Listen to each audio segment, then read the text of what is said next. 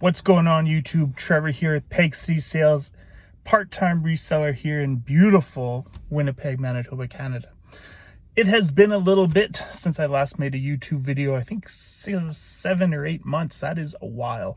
But sometimes life takes over, things come up, and it's sharing my journey in our wretched Winnipeg winters isn't the most enjoyable thing. So here we are getting back going again. I've missed documenting the journey and figured, what better time than July, beautiful weather. Let's just get back at it. So we're here at the storage locker today.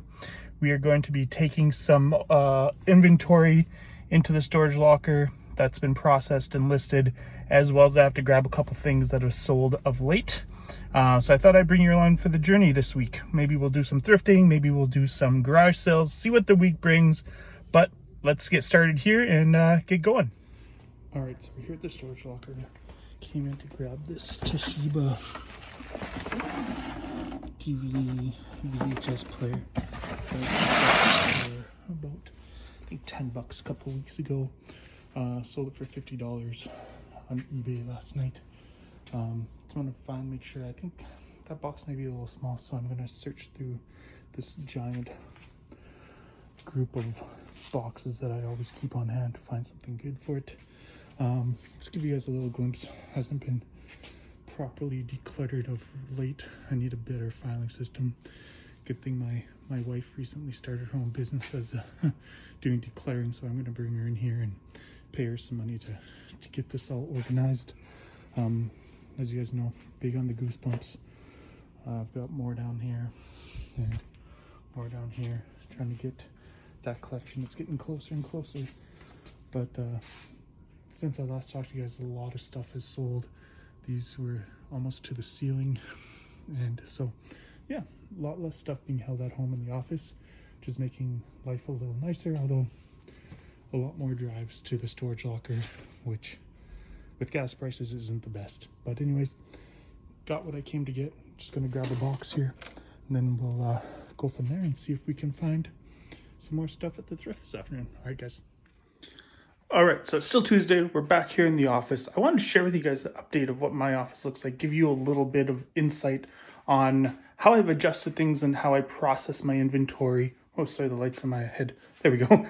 And how I'm going to decide what stuff goes to the storage locker, what stuff stays here in the office, and how I'm changing that. Because what was happening is that I was getting a huge buildup of stuff in my office, and it was just taking over. And since I run 2 businesses out of here, that was not good, not ideal. I wanted to be a lot more efficient. It may result in a few more trips to the storage locker, but I think overall this is just a better way to kind of clear out my environment. So I'm going to flip the camera around and show you how it goes. So as we walk in, we see my working area. Again, my main business is financial planning, so that's where I run most of my business out of this area right here. And again, my wife came in, paint job, did everything like that, made it look so much better. But for my for my PegCitySales business, sorry, I'm going to come over here to this little corner, which when we bought this house was a bedroom. And so I've taken the kind of the deep closet space that they gave us and turned this into a short-term inventory spot. So a lot of my clothing, as long as I have the hangers, I'm going to keep them hung up. Short-term, long-term, most of my clothing is going to be staying here as long as possible. Anything that doesn't fit long-term will go into this bin down here, which I believe will overflow. And then how the bin system works is, if we look at this, I'll come back a little bit. So these 2 bins up top, those are hockey cards and baseball cards. As some of you know that I am big into sports cards. A friend of mine asked me to go through his old collection, see if there was anything of value. So he's going to pick those bins up as I've gone through that already. But as you'll see here, my wife labeled 3 different months of bins, and she uses these things where you actually can use chalk on them so I can rub them out. But June, July, August, any inventory that I pick up that when it doesn't sell or until it sells, once it's processed, goes into these bins. And then what's going to happen is it's going to stay in those bins for 3 months here at the house so that as it sells, it's easy to access, easy to ship out. July, any new inventory now that I pick up in the next couple of days, once I've processed it and listed it, is going to go in July, and then come August, same thing. So come September, what's going to happen then is that anything that hasn't sold in these June bins, June's going to get wiped out and it's going to say September.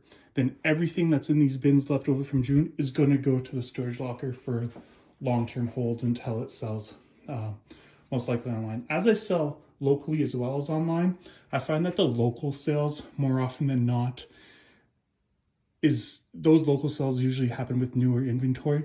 Once things kind of have been listed for 3+ months on Facebook or Kijiji, usually their algorithm, or not even algorithm, but just listings, will push those down in the search. So I get a lot less stuff from longer term holds that are found locally.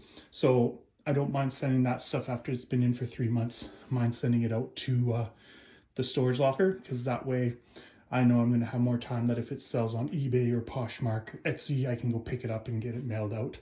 So as I said, once September hits, June gets wiped off. September, that bin becomes September. All the inventory left goes to the storage locker. October does that with July, November for August, and then we come back in December, getting rid of September. And it's just going to be cycling through. What this bin is down here is for my Amazon FBA. So as I get stuff, I'm going to put it in there until I get close to creating a shipment, which I'm starting to slowly get to this point. It filled up the bin, so this is my next Amazon FBA shipment, slowly getting there. Once that box fills up, I can get that sent out to Amazon. And then just, you know, some other stuff that has, I'm going to take that TV to the storage locker, as I just bought that 2 weeks ago. And so, yeah, I think this is a great way for me to keep on top of things with my inventory and keep it easily functionable, keep it sorted well, and not get overwhelmed with what I had going on in here before. Alrighty, so let's stop there, and we'll pick it up. Probably the next thing you're going to hear from me is we're going to go out thrifting. Talk to you soon. All right, so it's a couple days later. It is now Thursday afternoon.